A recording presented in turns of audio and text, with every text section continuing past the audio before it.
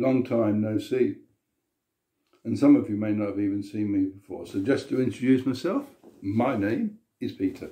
Daniel and his three friends, Shadrach, Meshach and Abednego, were young men who lived in Israel. But one day they were taken captive to Babylon. Now they loved God and they wanted to obey him. One night, King Nebuchadnezzar, the king of the land, had a dream and called lots of people to tell him what his dream meant, but nobody could. Only Daniel was able to tell him, with God's help, what it meant. It was about a statue, and the more Nebuchadnezzar thought about this statue, the more he liked the idea of a statue, and he thought he'd have one built, a huge one made of gold. And he called all the people, all the important people of the land together, and he said, now, when you hear the trumpet and the other instruments, I want you to bow down to this statue and worship it. And if you disobey, I'm going to throw you into a fiery furnace. That's your punishment. Well, Shadrach, Meshach and Abednego were there. And as I've said before, they loved God. And they knew that God's law said you only worship God. So they wouldn't bow down to the statue. Well, there were some people there that didn't like them. They were jealous of them. And they saw what Shadrach, Meshach and Abednego did. And they went running to the king and told him. And the king was so cross. He called for Shadrach, Meshach and Abednego and he said, well, what are you doing? And they said, but we can't bow down and worship it because our God says we only worship him. And we love him and we want to obey him. But don't you know I can throw you into the fiery furnace, the king said. I'll give you one more chance to obey me. But we don't want another chance, the friends said. We can only obey God and we won't bow down to it. And anyway, our God can save us. And even if he doesn't, we won't bow down to anything else. We'll only worship him. Well, the king was so angry this time that he ordered that the furnace be made even hotter than usual. In fact, 7 times hotter than usual. And he called for the guards, the strongest guards, to tie them up and throw them into the furnace, which they did. But the furnace was so hot that when they threw them in, the flames hit them and they died. And the king looked on in anger. He was so cross about all this. And then he looked again and he couldn't believe his eyes. He turned to some of the people. He said, how many people were thrown in there? Well, there were 3, the servants said. But I could see 4 and they're all walking around as if nothing's wrong. No ropes tying them or anything. And the 4th one looks like a son of the gods. And he went up to the edge of the furnace and he called out, Shadrach, Meshach and Abednego, come out. Well, they came out.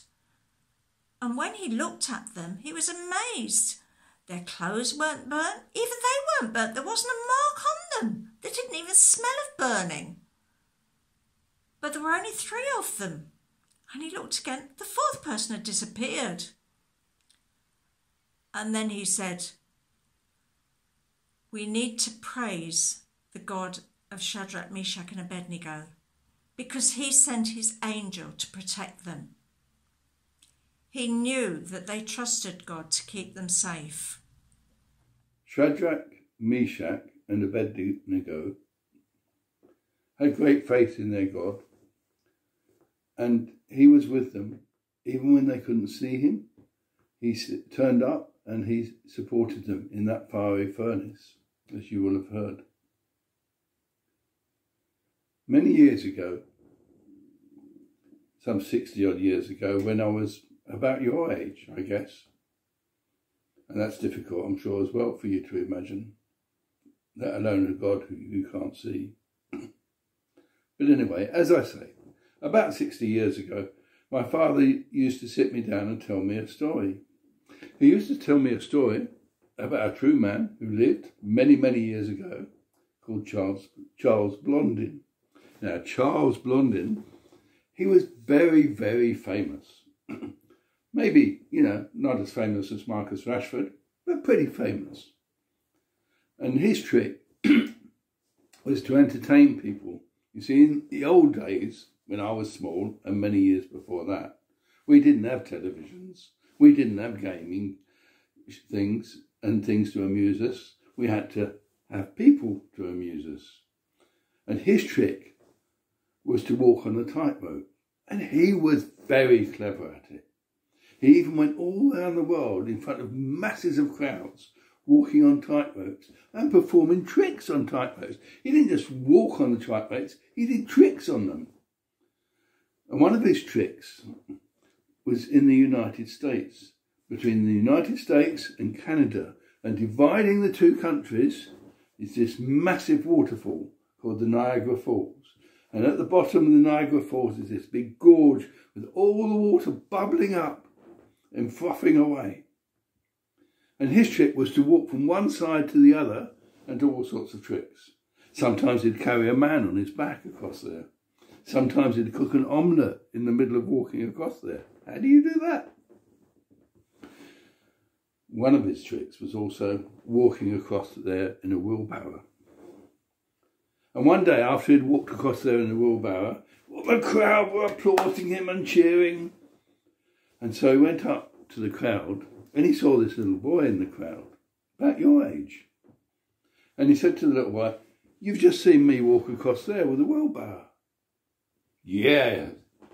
What do you think about that? You think I can do that and push somebody across there in this wheelbarrow?" "Absolutely. You are the greatest. You're the best. Of course you can do it. You're Blondin, the world's famous." "Yes," he said, "I can. Why don't you jump in and I'll push you across?" Oh, what do you think that little boy felt like? Push me across there in that wheelbarrow?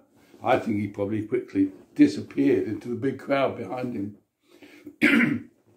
I suspect also that his mum and dad were well pleased that he didn't get in the wheelbarrow, because I think they'd have been very worried.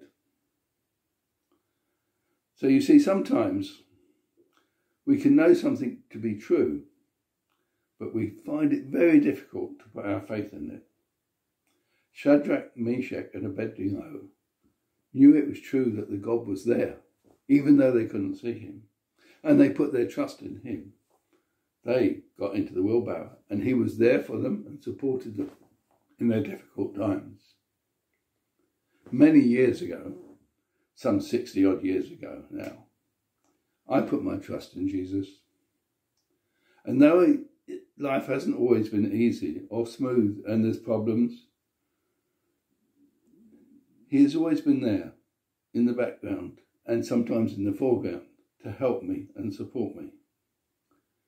So like Shadrach, Meshach and Abednego, if we put our faith and our trust in Jesus, he will be there to look after us in those difficult times.